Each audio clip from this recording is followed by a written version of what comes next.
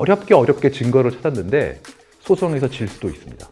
안녕하세요. 유돈로우 채널의 김유돈 변호사입니다. 자, 이런 일이 있었습니다. 배우자의 불륜을 의심하던 부인이 남편의 휴대전화에 몰래 스파이 앱을 설치했어요. 이 앱을 통해서 배우자의 통화 내용을 다 녹음해가지고 듣게 된 거죠. 이 통화 내역에서 정말로 불륜을 확인했습니다.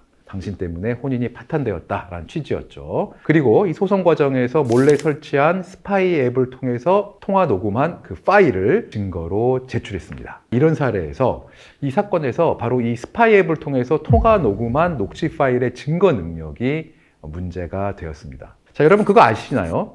우리가 이렇게 대화자로 참여하는 경우에는요, 상대와 대화하는 내용을 동의받지 않고 녹취하는 것은 합법입니다. 그래서 이렇게 녹취한 증거는 얼마든지 사용할 수 있어요. 그러니까 갤럭시 같은 경우에는 그냥 편하게 녹음이 되잖아요.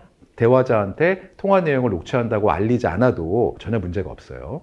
하지만 자기가 참여하지 않은 다른 사람들의 대화 내용을 몰래 녹음하게 되는 것은요, 이것은 도청이고 감청입니다. 우리 통신비밀보호법에는요, 이런 도청과 감청을 금지하고 있고요. 이걸 위반하면 처벌받게 됩니다. 다른 사람의 핸드폰에 몰래 스파이 앱을 설치해가지고 통화 녹음하는 것은 그 두 통화자들 사이의 대화를 도청, 감청하는 것이어가지고요. 통신비밀보호법 위반이고요. 형사처벌의 대상입니다. 불륜을 의심해가지고 증거를 수집할 때 보통 많이 쓰는 방법이 몰래 비밀번호를 알고 핸드폰으로 열어서 카톡을 확인하든지, 차에서 녹음기를 몰래 설치해가지고 차 안에 대화 내용을 빼낸다든지, 이런 식으로 이렇게 증거를 수집하곤 하는데요. 사실 이런 게 다 통신비밀보호법 위반으로서 처벌받는 것입니다. 그런데 민사 가사사건 재판의 경우에는 이런 형사사건과는 달리 이렇게 적법하게 수집된 증거가 아니어도 일단 증거로 인정하는 것이 그동안의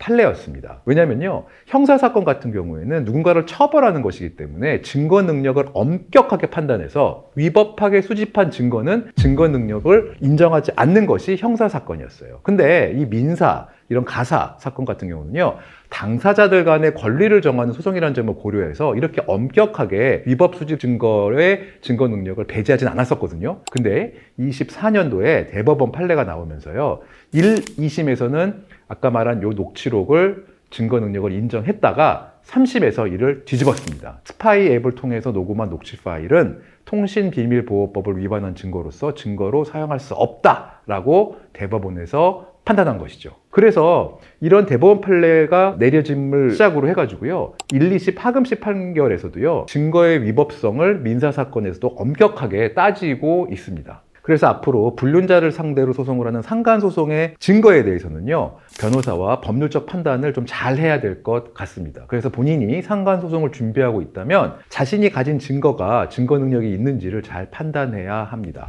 스파이 앱을 통해서 녹취한 녹취록이 있다라고 하면 이런 건 증거 능력이 없으니까 증거를 가지고 소송을 제기하면 질 수도 있다는 거죠. 그럼 어떻게 해야 될까요?